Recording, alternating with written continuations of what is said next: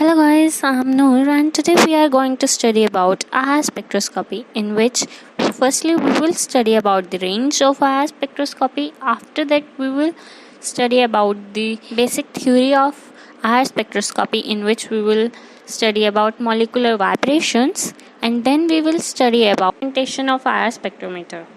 We are starting with range of IR radiation. Basically IR radiation जो है वो visible और माइक्रोवेव रीजन के बीच में लाई करता है. IR रेडिएशंस को हम 4 सेक्शंस में डिवाइड करते हैं. Photographic region, very near IR region, near IR region, far IR region. जो फोटोग्राफिक रीजन है वो विजिबल और 1.2 माइक्रोन के बीच में लाई करेगा. जो वेरी नियर IR रीजन है वो 1.2 माइक्रोन एंड 2.5 माइक्रोन, जिसे हम ओवरटोन रीजन भी कहते हैं. नियर IR रीजन जो है वो 2.5 से 25 माइक्रॉन्स में लाई करेगा. इसे हम वाइब्रेशनल रीजन भी कहते हैं. एंड फार IR रीजन जिसे हम 25 से 400 माइक्रॉन्स में रखते हैं, और इसे हम रोटेशन रीजन भी कहते हैं. अब आती है हमारे पास molecular vibrations. Basically IR spectroscopy में 2 तरह की मॉलिक्यूलर वाइब्रेशंस होती है. पहली स्ट्रेचिंग, दूसरी बेंडिंग. तो फर्स्ट आता है stretching. If the distance between the atoms increases और decreases but the atoms remains in the same bond axis. इसका मतलब ये हुआ कि जो हमारे एटम्स हैं, अगर उनका डिस्टेंस हम इंक्रीज या डिक्रीज करते हैं पर वो अपनी बॉन्ड एक्सिस पे से हिलते नहीं हैं, वो अपनी सेम बॉन्ड एक्सिस पे रहते हैं, तो हम उसे क्या कहते हैं? स्ट्रेचिंग.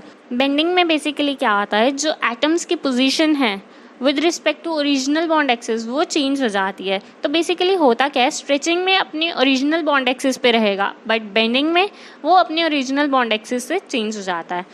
अब स्ट्रेचिंग फर्दर हमारे पास 2 तरह की होती है, symmetrical and asymmetrical. Symmetrical stretching. Symmetrical stretching में क्या होता है, जो सेंट्रल एटम से बॉन्डेड 2 एटम्स हैं, या तो वो साइमल्टेनियसली स्ट्रेच हो जाएंगे या फिर कंप्रेस हो जाएंगे. एंड असिमेट्रिकल में क्या होगा, एक स्ट्रेच होता है और दूसरा कंप्रेस होता है with respect to central atom. अब जो बेंडिंग है ये फर्दर 4 तरह की है हमारे पास, सीजरिंग, रॉकिंग, वैगिंग, ट्विस्टिंग.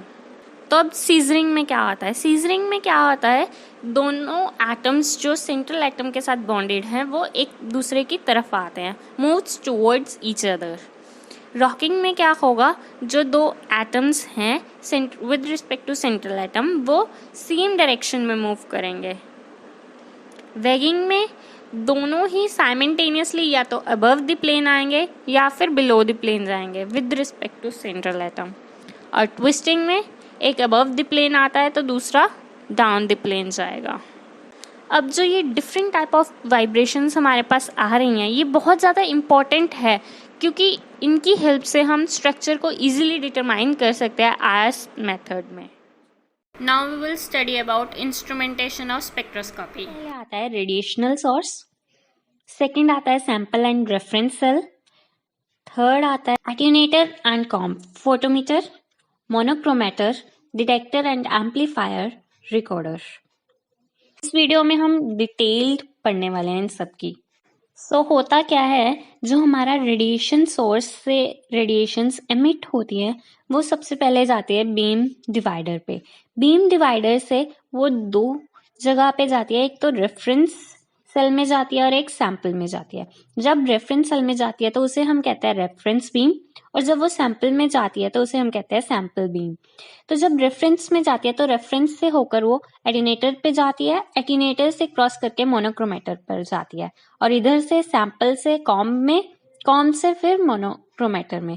अब जब मोनोक्रोमेटर में दोनों से आती है तो ये कंबाइन होके डिटेक्टर में जाएगी, डिटेक्टर पे डिटेक्ट होएगी, फिर एम्पलीफायर पे जाएगी, फिर रिकॉर्डर. रिकॉर्डर में हमारे पास ग्राफ आएगा. ग्राफ जो है हमारे पास 2 होगा, एक रेफरेंस का ग्राफ आएगा सबसे पहले नीचे, और ऊपर क्या होगा, सैंपल का ग्राफ, जिससे हमें पता चल जाएगा कितनी ट्रांसमिटेंस हुई है as compare to wave number.